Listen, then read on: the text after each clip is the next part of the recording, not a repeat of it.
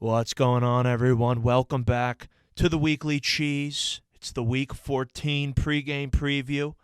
We're going to break down everything you need to know going into the Packers' Sunday night matchup against the Chicago Bears, the second and final matchup between the Packers and the hated Chicago Bears this season. So much to get into. We're going to go over the key matchups, keys to victory, and of course, there will be yet another affluent edition of Chris's Corner. Don't go anywhere. You're not going to want to miss any of it. You're listening to The Weekly Cheese.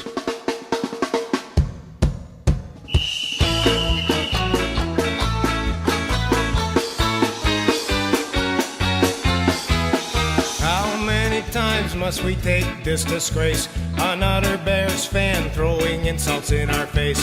The Packers are the greatest team to ever play the game, even if from time to time they've been a little lame. How could you ever love a team with Jim McMahon? Not even Porky Pig was as big a him. They got a reputation that's mostly based on luck. The Bears still suck. The Bears still suck. The Bears still suck. The Bears still suck. The Bears still suck. They really suck. Yes, the Bears still suck. What's going on, everyone? Welcome back to the Weekly Cheese. I'm your host, Joe Ivan. And obviously, we had to switch it up a little for the intro song to this pregame preview because, hey, it's the Bears week. And we have to play the great song, The Bears Still Suck. It's a must to get everyone out there in the mood to watch the Packers destroy the Chicago Bears. Aaron Rodgers claimed in Week 6 that he owns the Bears, and he has always owned the Bears, and he still owns the Bears. And hey, that is true, and he will own them once again on Sunday Night Football. Got a lot to get into this week. I mean, before the end of the show, obviously, we got Chris here in studio. He'll be bringing you the Chris's Corner segment that he brings to you every pregame preview. But let's get into this game. Big matchup coming off the bye for the Packers. You got the Bears, the second meeting between the two this season. Obviously, the Packers won handily in Week 6. Aaron rushed it in, said he owned it. The whole nine. All week you've heard about how Aaron needs to back up his talk. And do you think Aaron Rodgers will back up what he said? Yeah, of course he'll back it up. It's Aaron Rodgers. It's the Chicago Bears. We know what's going to happen. Obviously, the Packers were on a bye this past week. Luckily, the Packers needed the bye. They needed to heal up. Guys needed to get healthy. And, we were hoping that once the bye ended, that the injury situation that we've been dealing with all season long, the Packers have been just plagued with injuries this season. And I know as a fan base, we've just been waiting and waiting for things to turn around and our guys to make it back into the lineup. And as far as the injury situation goes, it's one step forward and unfortunately 2 steps back. Coming off the bye. Jair Alexander, he returned to practice this week. Great news. And although the chance is very slim that he's going to be playing Sunday, in fact, I think there's no chance at all he's on the field against the Bears on Sunday. It's great to see him back at practice, and it's just awesome to know that his return is sometime soon. But unfortunately, the Packers will be without Randall Cobb for at least the remainder of the regular season. During the bye week, he got core muscle surgery to fix the injury he suffered against the Rams in Week 12. And it's just a bummer. It really is a bummer. Randall Cobb has come back to the team this season, and he has been nothing short of productive.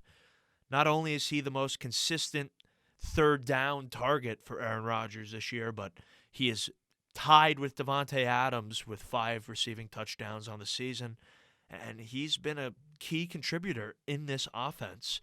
So the fact that he's gone for the remainder of the regular season is a huge loss, And it just means it's time for someone to step up and fill in his place. Perhaps it's the third-round draft pick, Amari Rodgers. Obviously, Equimania St. Brown has been playing great football this season, so someone's got to step up in his absence. The typical recovery time for the surgery that he had to go through is 4 to 8 weeks. And if you remember back to last season, Alan Lazard missed 7 weeks with the same injury. So chances are Randall Cobb's going to be out somewhere between 6 to 8 weeks, which is good news and reason to hold out hope that he will be back for the playoff push. The first round of the NFL playoffs will mark 6 weeks from the time Randall got the surgery. And yeah, the Packers are hopeful that he will return in time for the playoff push. And we all have to hope he will too. And until then, it's time for someone to step up.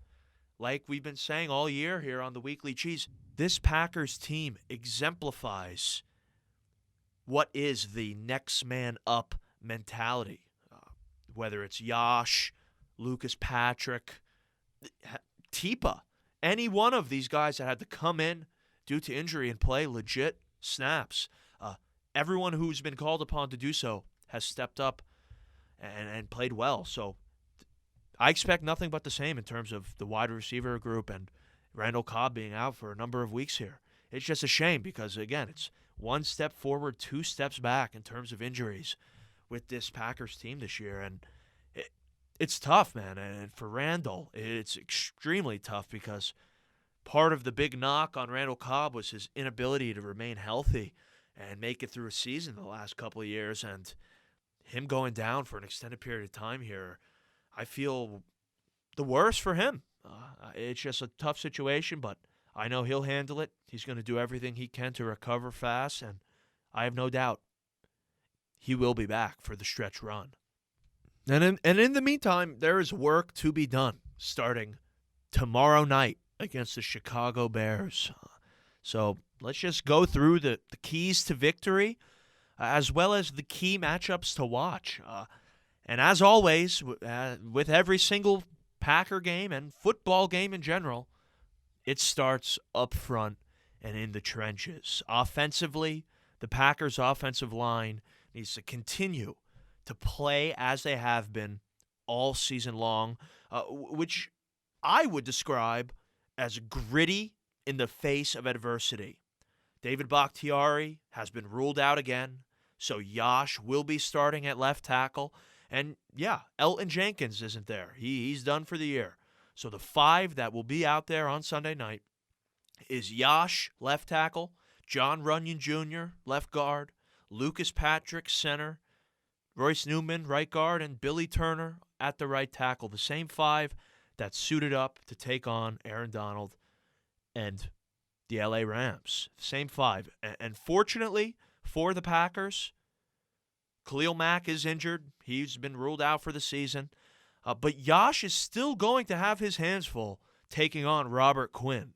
Robert Quinn is a former All-Pro, and this season he has 11 sacks. He's playing great. So Yash is going to have to come ready to play, and he's going to have his hands full with Robert Quinn. So definitely keep your eyes on that left tackle position, the battle going on there between Yash Nyman and Robert Quinn, because that's one that the Packers must win, that matchup.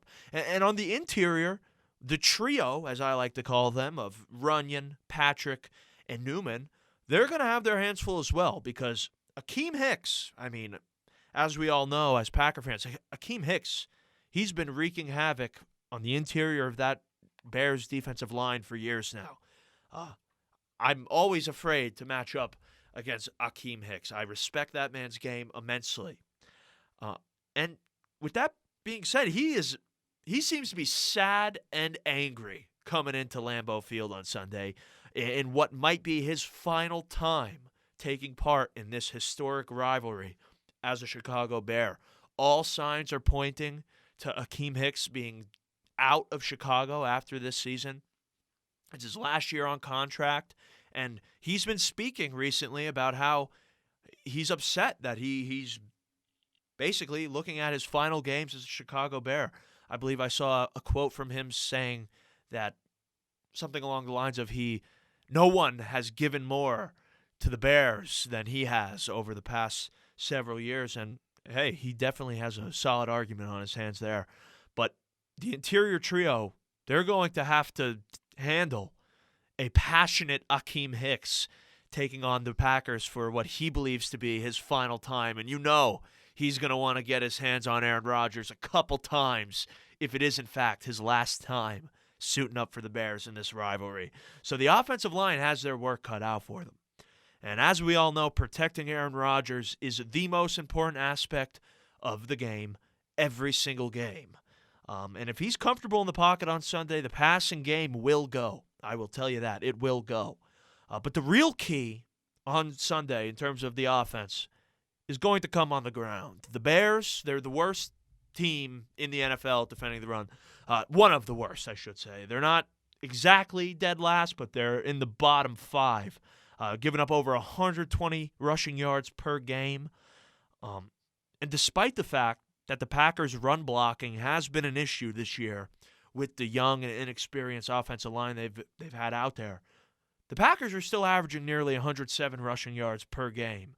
And I view Sunday as a chance for the offensive line to gain some mojo in terms of blocking for the run. Bears defense has had issues stopping nosebleeds this season, so I don't expect them to have an easy time trying to stop Aaron Jones and A.J. Dillon.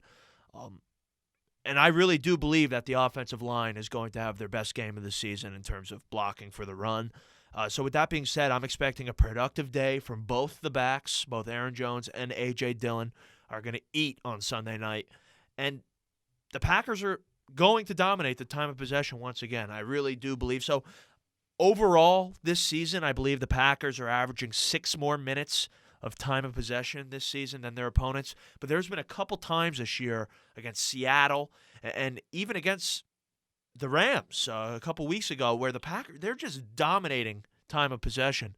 And when they do that, they're unbeatable. So I'm expecting that to be the game plan for LaFleur and the offense tomorrow. Start by just establishing the run, dominating the Bears on the ground, and then just allowing Aaron to pick apart the secondary once they're tired and beaten by our dynamic backfield. And on the defensive side of the ball, the Packers' front 7 needs to come ready and stop the run. You know how I feel. These football games, it's won in the trenches, and the Packers need to stop the run early. The Bears' offense has been pretty horrible this season in every single facet, but their offense is highlighted by their phenomenal running back, David Montgomery. He's not been the healthiest this season, but he's coming off his best game of the year last week against the Cardinals. I believe he had like 160 yards from the line of scrimmage. Fortunately for the Packers, Devondre Campbell is active for Sunday. He's returning from the COVID list just in time for the game. And what could be said about Devondre Campbell? He's the single greatest contributor to this Packers' improved run defense this year. I mean, for the past, I don't even know how long, 5 years maybe, the biggest headache that the Packers would give me was all due to the fact that they had trouble stopping the run. Notorious bad run defense the Green Bay Packers have had. But this year it's different. They're the 8th overall run defense in the league, which is astounding. And I think Devondre Campbell deserves all, if not all, most of the credit for this. He's playing absolutely phenomenal football, and it can be proven by his 2nd overall middle linebacker ranking on Pro Football Focus. The guy is just playing out of his mind this season, and he's a huge reason for this defense improvement. The Packers defense has improved astronomically this season in all the areas in which we've been begging for them to improve, and having an 8th overall run defense is proof of that. And last time the Packers took on the Bears, Devondre Campbell played good. He led the team with 6 tackles. But with that being said, they allowed backup running back Khalil Herbert to rush for 97 yards in just 19 attempts. So I'm expecting an even better game from Devondre Campbell this time around. And if the Packers are able to shut down David Montgomery and the Bears' rushing attack, it'll force Justin Fields to have to play quarterback and throw the ball down the field. And when that happens, turnover opportunities are going to open up on the back end, and the Packers' pass rush is going to be able to just hound Justin Fields. The Bears have given up the second most sacks in the NFL this year, 40 of them. And as a result, their quarterbacks, Fields and Dalton combined, have thrown 14 interceptions. I believe Fields has been sacked 31 times and thrown 8 interceptions. And I believe Dalton has been sacked 9 times and has thrown 6 interceptions. So the moral of the story is shutting down the run allows the pass rush to get after it. There's obvious opportunities to sack the quarterback against this Bears team. And once Justin Fields is under pressure, he's making bad decisions. And the Packers secondary is going to have an opportunity to make big plays. As far as the Packers pass rush goes, obviously on the interior, Kenny Clark.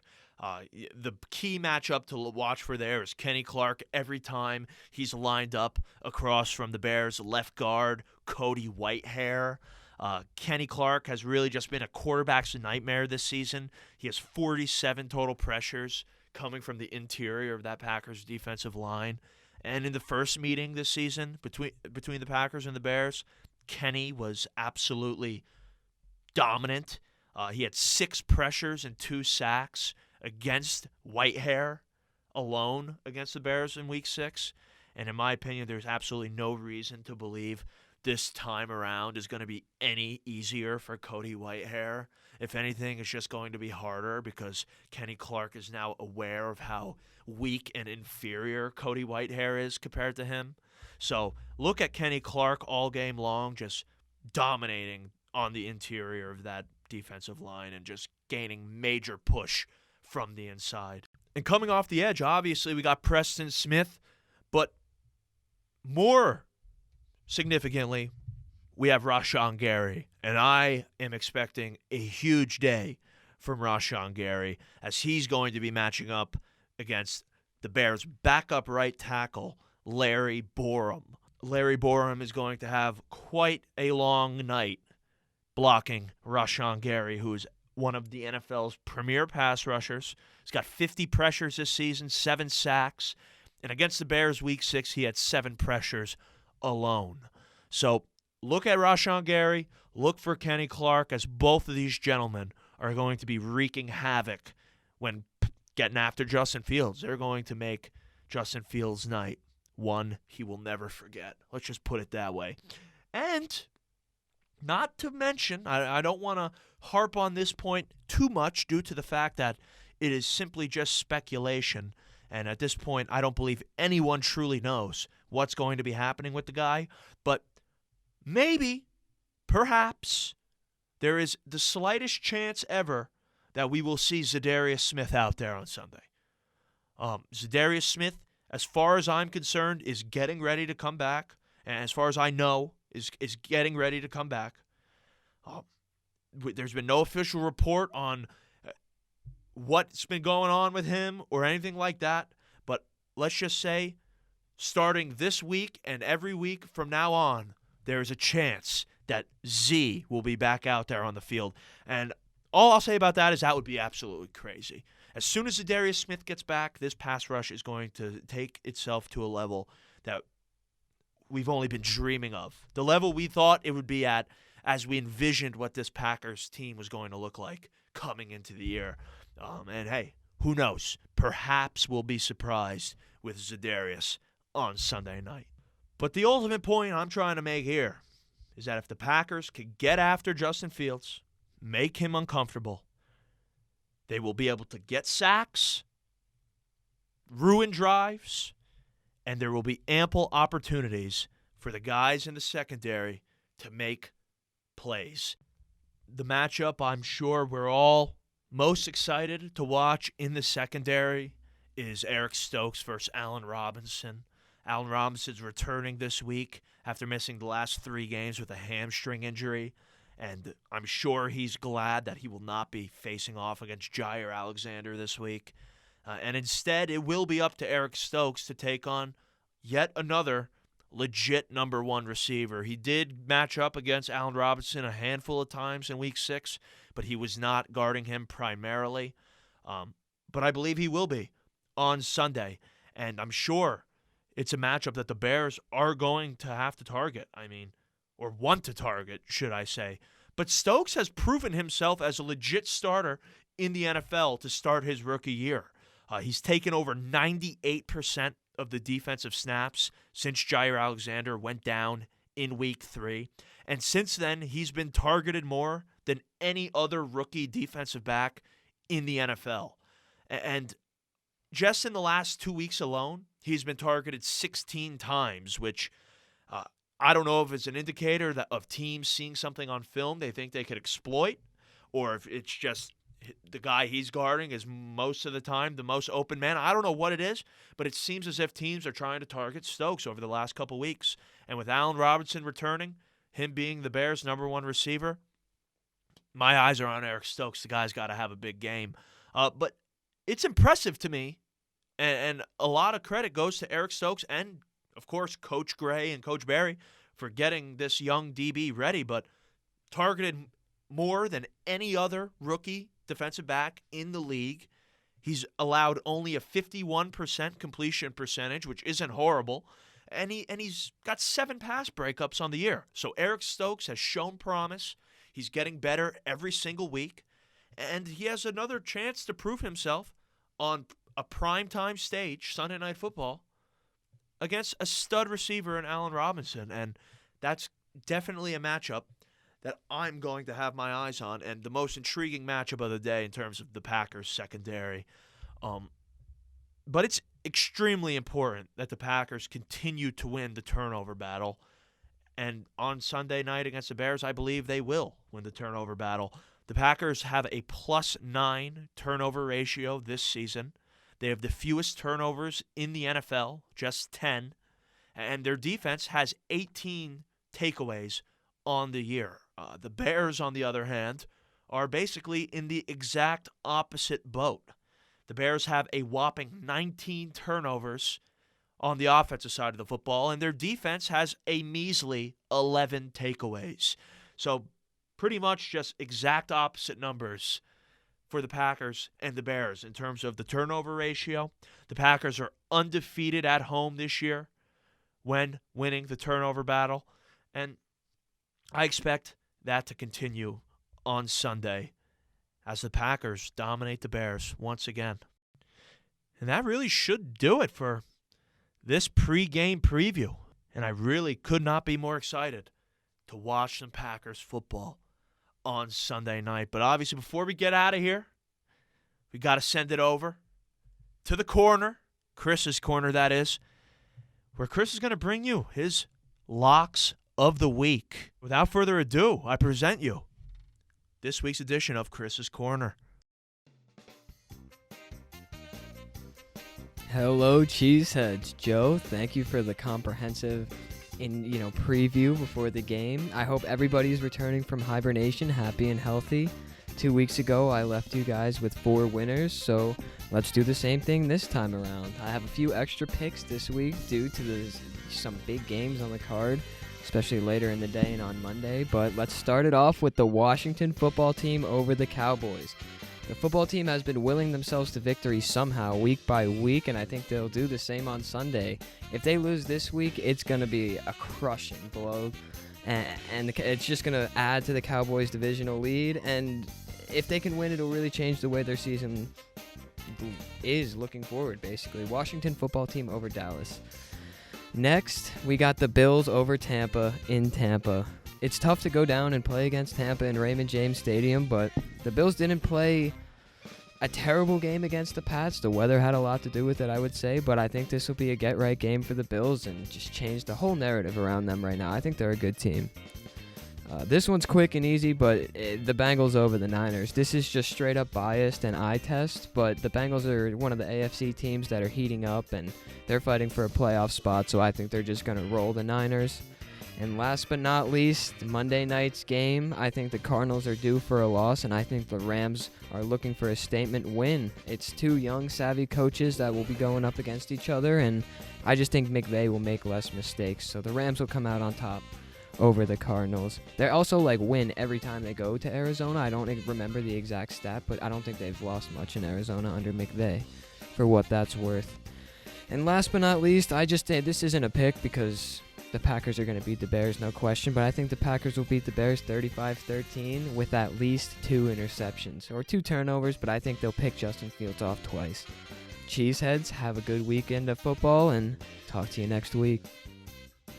All right, you guys heard it there. Thank you, Chris, for the locks of the week. Chris's Corner is always a fan favorite here on the pregame previews. But I like what he said, specifically that first bit there about Washington over the Cowboys. Because I'll just say this. Ultimately, right now, the Packers, they're a 12.5 point favorite. And they are for a reason. They're simply a better team than Chicago. However, some would say that Dallas is clearly a better team over the Washington football team. Some will say that, and some being Mike McCarthy. And fortunately for us, the Packers, they're not run by Mike McCarthy. I don't know if everyone heard, but this past week, Mike McCarthy guaranteed a victory, something that is not smart to do in the National Football League. But luckily, the Packers, they're not run by Mike McCarthy. And Coach LaFleur has not, will not, and is not guaranteeing any victories. And the squad, they're not under the impression that a victory is guaranteed on Sunday night. They're going to be ready and playing as if they are underdogs. I mean, this is the Packers-Bears rivalry after all. Anything can happen in the Packers-Bears rivalry. And the Packers, they're not taking this matchup lightly. And they're not going in saying, hey, we're going to win. No. They respect the Bears. They respect what they bring to the table. And they're getting ready to win a hard-fought football game. But with that being said, I'm not Coach LaFleur. I am Joe Ivan, the host of the Weekly Cheese. And I'm telling you right now that the Packers, they're not just going to win, but they're going to cover. The offense, they're going to cover the 12.5 point spread. The offense, they're going to get going. The offensive line is going to continue to keep Aaron Rodgers upright. The offense is going to come out sharp after the bye and improve in the areas in which they've lacked this season, particularly on third down and in the red zone. On the defensive side of the ball, they're going to continue to prove to everyone that they are truly a top 5 defensive unit in the National Football League. Kenny and Rashawn and Preston, they're going to be wreaking havoc on Justin Fields all day. The secondary is going to be playing tight coverage, capitalizing on the opportunities they are given to make a play. Devondre is going to hold things down. The defense is going to continue to prove that they're the real deal. And ultimately, I believe the Packers will come away with the victory. 34-17. Very, very close to what Chris believes, 35-14.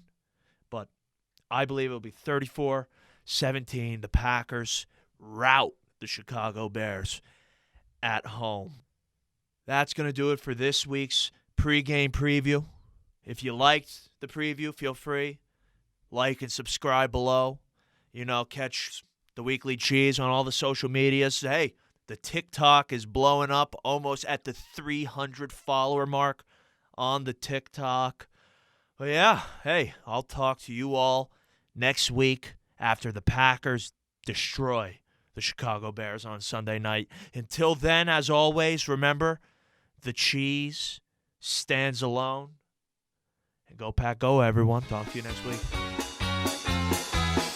If you drive to Soldier Field, they make you pay a toll. For cripe's sake, they only won one lousy Super Bowl. They make fun of Wisconsin, but we don't get upset. Where do you think that they're all headed every chance they get? We don't really hold a grudge, cause this is all in fun. As far as football rivalries, we're both number 1. Still, we wouldn't mind seeing Ditka run over by a truck, cause the Bears still suck. The Bears still suck. The Bears still suck. The Bears still suck. The Bears still suck. They really, really, really, really, really, really suck. Yes, the Bears still suck. All the ladies now. Bears still suck. The Bears still suck. The Bears still suck. The Bears still suck. They really, really, really, really, really, really suck. Yes, the Bears still suck. Everybody now. The Bears still suck.